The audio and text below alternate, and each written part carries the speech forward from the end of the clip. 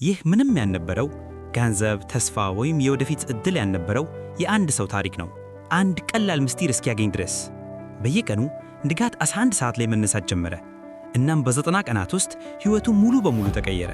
በእነዚያ በማለዳ ሰዓታት ያደረገው ነገር ያስደምማቸዋል። ምናልባትም እናንተ ስትፈልጉት የነበረው መልስ ሊሆን ይችላል። ከመጀመራችን በፊት አንድ ነገር ልጠይቃችሁ። ይህንን አሁን በስንት ሰዓት ነው የምታዳምጡት? ከየት ሀገር ናችሁ? አስተያየታችሁን ከታች አስፍሩልኝ። ለተጨማሪ ቪዲዮዎችም ላይክ እና ሰብስክራይብ አድርጉ። ፋብሪካዎች ቀንና ሌሊት በሚሰሩባት በአንድ ትንሽ ከተማ ውስጥ ቶማስ የተባለ የ32 ዓመት ሰው ይኖር ነበር። ቶማስ በአንድ ትልቅ መጋዘን ውስጥ የሌሊት ጥበቃ ሆኖ ይሰራ ነበር። በየምሽቱ 2 ሰዓት ላይ ወደ ሥራ ይሄዳል። በየቀኑ ጠዋት 12 ሰዓት ላይ በድካም ዝሎ ወደ ቤቱ ተመልሶ ይተኛል። ደሞዙ በጣም አነስተኛ ነበር። ለህልውናው እንኳን በችንክ ነበር የሚበቃው። በአንዲት ጠባብ የአንድ ክፍል ቤት ውስጥ ይኖር ነበር። አየር ማቀዝቀዣው ተበላሽቷል። መሬት ላይ በተነጠፈ ፍራሽ ላይ ይተኛል። በአንዲት አምፑል ብቻ ይጠቀም ነበር። እሷም ኤሌክትሪክ ሲዳከም ትርገበገብ ነበር። ልብሶቹ አርጀዋል። ጫማዎቹ ተቀደው ተበስተዋል። ነገር ግን ቶማስን ከድህነት በላይ ክፉኛ የሚጎዳው ሌላ ነገር ነበር። የታሰረ ያህል ይሰማው ነበር። ተስፋ ቢስነት ተሰማውታል። በየቀኑ ጠዋት ከተማዋ ተኝታ እሱ ወደ ቤቱ ሲመለስ በሰዎች መስኮት ውስጥ የሌሎችን ሕይወት ይመለከት ነበር። ቤተሰቦች አብረው ቁርስ ሲበሉ፣ ልጆች ለትምህርት ሲዘጋጁ፣ ንጹህ ሸሚዝ የለበሱ ወንዶች ወደ ቢሮ ሲሄዱ ያያል። ቶማስም እንዲህ ብሎ ያስባል፣ ሕይወቴ ለዘላለም እንዲህ ሆኖ ይቀራል? ሁሉም ሰው ህልሙን ለመኖር ሲነቃ እኔ ወደ ቤቴ የምመለሰው? ሕይወቱን ለመለወጥ ሞክሮ ነበር። ለተሻሉ ሥራዎች አመልክቷል። ነገር ግን የጨረሰው የሁለተኛ ደረጃ ትምህርት ብቻ ስለነበር በየሄደበት በሮች ተዘግቶበታል። አዳዲስ ክህሎቶችን መማር ይፈልግ ነበር። ነገር ግን ሌሊቱን ሙሉ ሲሰራ ስለሚያድር ከመተኛት ውጭ ሌላ ነገር ለማድረግ አቅም አልነበረውም። እናቱ ገጠር ትኖር ነበር። በሳምንት አንዴ የተደውለለት ነበር። ቶማስ ልጄ፣ መቼ ነው ሕይወቴ የሚስተካከለው? እኔ እያረጅኩ ነው። ከመሞቴ በፊት ተሳክቶልህ ማየት ፈልጋለሁ ትለዋለች። ቶማስ ደስተኛ ለመምሰል እየሞከረ በቅርቡ ማየ፣ በቅርቡ እየሰራውበት ነው ይላት ነበር። ግን እንዴት እንደሆነ ስለማያውቅ ምንም እየሰራበት አልነበረም። በጣም የሚጎዳው እውነት ይህ ነበር። እሱ ሰነፍ አልነበረም። በየሌሊቱ ጠንክሮ ይሰራል። 4 ማይል በእግሩ ይጓዛል። ንቁ ሆኖ ይጠብቃል። ግዴታውን ይወጣል። ነገር ግን ጠንክሮ መስራት ብቻውን ምንም አልለወጠለትም። ወደማይረባ ሕይወት ውስጥ እየለፋ ነበር። በየቀኑ ጠዋት 1 ሰዓት ላይ አልጋ ላይ ሲወድቅ ከዳማ እስከ እንድረቻ ሲተኛ ሕይወቱ ወደ ኋላ እንደሚሄድ ይሰማዋል። ዓለም ትጥራመድና እሱ ተኝቶ ያልፋታል። አንድ ሐሳብ እንደ ሽኩሽቅ አእምሮው ይመላለስ ነበር። ሌላ መንገድ መኖር አለበት። ግን ምን? በአንድ ቀዝቃዛ የህዳር ማክሰኞ ጠዋት ሥራውን እንደጨረሰ ስልኩ ጮኸ። እህቱ ነበረች። ቶማስ አሁኑኑ ና፣ እናታችን ወደቀች፣ ሆስፒታል ገብታለች። ልቡ ቆመ። ወደ መንደሩ የሚሄደውን አውቶቡስ ተሳፈረ። መንደሩ ሲደርስ እናቱ ደክማ ብትሆንም ነክታ ነበረች። ዶክተሩ በድካምና በጭንቀት ወድቃለች ነገራቸው። እረፍት፣ የተሻለ ምግብ እና አቅማቸው የማይፈቅደው መድኃኒት ያስፈልጋታል። እናቱ እጁን ያዘችው። ድምጿን በጣም ቀጭን ነበር። ቶማስ ብዙ ተም ያልቃረኝም፣ እባክህ ልጄ፣ እኔ ሕይወቴን እንዳጠፋሁት አንተ አታጥፋውም። መንገድ ፈልግ፣ ቃል ግባኝ። እናቱን እንቅልፍ እስኪወስዳት ድረስ አጠገቧ ተሰከመች። የዛሉ እጆቿን ተመለከተች። ለብዙ ዓመታት በእርሻ ላይ የደከሙ እጆች፣ ልክ እንደሱ በየሌሊቱ እንደሚደክሙ። ሁለቱም ይለፋሉ፣ ግን የትም አይደርሱም። በውስጡ የሆነ ነገር ተሰበረ። በሐዘን ሳይሆን በራሱ አቅመቢነት ተበሰጨ። ጎህ ሳይቀድ ከክሊኒኩ ወጣ። ንጋት 11 ሰዓት ነበር። መንደሩ ተኝቷል። ጥቂት ገቢዎች በእርሻቸው እየሄዱ ነበር። ወፎች መዘመር ጀምረዋል። አየሩ ቅዝቃዛና ንጹሕ ነበር። በዚያ ጸንቲያን ንጋት ላይ ቶማስ አንድ ውሳኔ ያስተላለፈ። በካ ብሎ በሽኩሽ ተናገረ። ከእንግዲህ እንዲህ አልኖርም። ምን እንደሚያስከፍለኝ ግድ የለኝም። መንገድ ፈልጋለሁ። ወደ ከተማው የሚመለሰው አውቶቡስ ላይ ቶማስ አንድ ነገር አስተዋለ። ከፊት ለፊቱ በ50ዎቹ ዕድሜ ውስጥ የሚገኝ አንድ ሰው ተቀምጧል።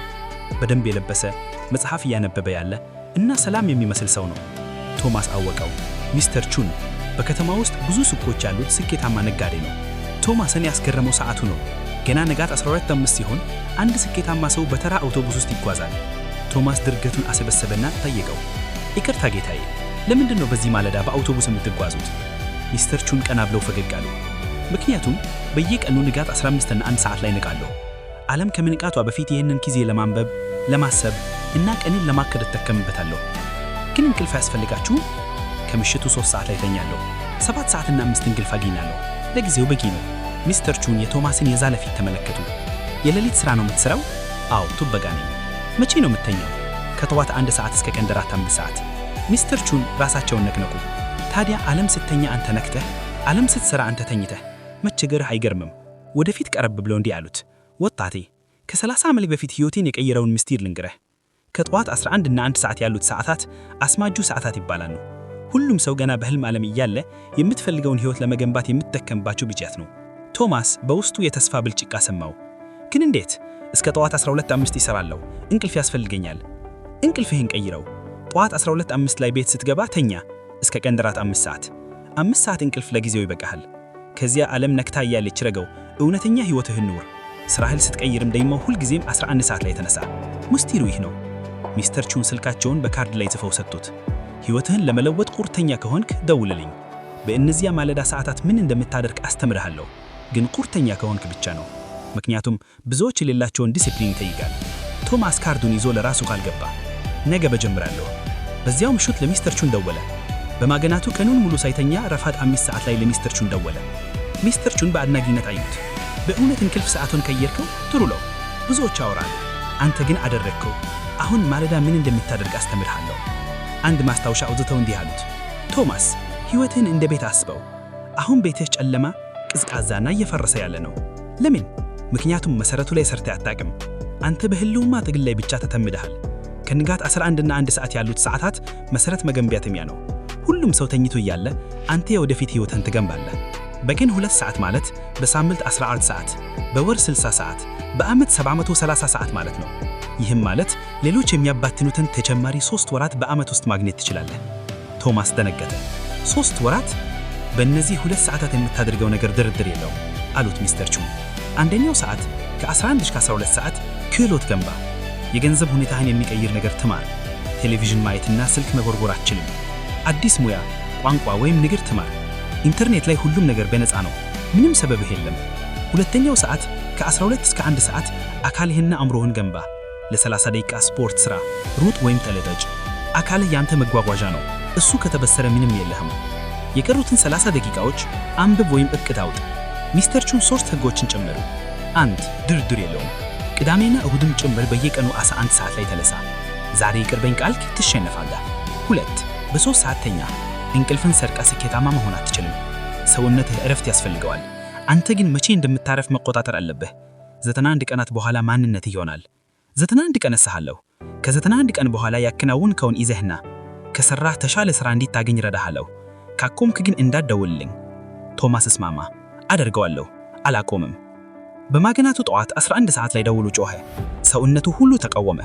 አእምሮም ለ1 ሰዓት ብቻ ተኛ እያለ ይሞግተው ነበር። ነገር ግን እናቱን ፊትና ለራሱ የገባው ቃል አስታወሰ። ብርድ ልብሱን ወርወራ ከነሳ። የመጀመሪያው ሳምንት ስቃይ ነበር። 11 ሰዓት ላይ በጨለማ ተቀምጦ በስልኩ የኤክሴል ትምህርቶችን በዩቲዩብ መመልከት ጀመረ። አይኖቹ ያቃጥሉ ነበር፣ ግን አላቆመም። 12 ሰዓት ላይ ሰፈር ውስጥ ለ30 ደቂቃ በእግር ይጓዛል። ከዚያም ስለ ሂሳብ አያያዝ ያንብባል። ይህንን ሙያ የመረጠው ማንኛውም ድርጅት ስለሚፈልገው ነው። በ20ኛው ቀን አካባቢ የሆነ ነገር ተቀየረ። ቶማስ ከደውሉት 2 ደቂቃ በፊት መንቃት ጀመረ። ሰውነቱ ለመደ። የኤክሴል ትምህርቶቹ ይገቡት ነበር። የመጀመሪያውን ኦንላይን ሰርቲፊኬት አገኘ። በሁለተኛ ወር መጨረሻ 3 ሰርቲፊኬቶች አገኘ። ክብደት ቀነሰ። አእምሮውም ነቃ። በሥራ ቦታው ላይ ያሉ ሰዎች ቶማስ ተቀየርክ፣ ምን አገኘህ ይሉት ጀመሩ። እሱም ሕይወቴን በቀን 2 ሰዓት እየቀየርኩ ነው ይላቸው ነበር። በ3ኛ ወር ተምረውን ተግባር ላይ አዋለ። ለመጋዘኑ ንብረት አያያዝ የሚሆኑ የኤክሴል ፎርማት አዘጋጀ። አለቃው ተገረመ። ቶማስ ይህንን ወይ ተመርከው? 11 ሰዓት ላይ ተነስቼ ራሴን አስተምራለሁ አለው። ወሬው እስከ መጋዘኑ ባለቤት ደረሰ። በ87ኛው ቀን ቶማስ ወደ ቢሮ ተጠራ። ቶማስ የሂሳብ ብርታችን እያሰፋን ስለሆነ የሥራችንን የምናውቀው የሂሳብ ዕውቀት ያለው ሰው እንፈልጋለን። ሥራህ ያንተ ነው፣ በቀን የምትሰራው ነው፣ ደሞዝህም እጥፍ ሆኗል አለው። ቶማስ ደነገጠ። ከ3 ወር በፊት ተስፋ ቁረጠ ዘጋም ነበር። አሁን ግን የቢሮ ሰራተኛ ሆነ። በዚያው ምሽት ለሚስተር ቹን ደወለ። ጌታዬ አደረግኩት፣ አንዲትም ቀን ሳላቋርጥ ተነሻለሁ። ዛሬም የደረጃ እድገት አገኘሁ። ሚስተር ቹን በኩራት አሉት። አውቀው ነበር። አሁንም 11 ሰዓት መነሳቱን እንዳታቆም። ይህ ስላይት ሳይሆን ማንነት ሊሆን አለበት።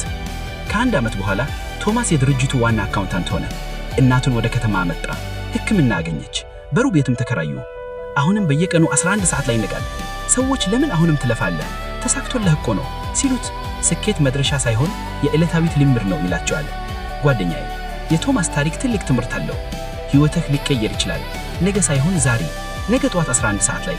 ከ11 እና 1 ሰዓት መካከል ያለው ጊዜ ዓለም ጸንታ የምትልበት፣ ስልክ የማይረብሽበትና አእምሮህ የሚነቃበት ጊዜ ነው። ስኬታማ ሰዎች ይህንን ያውቃሉ።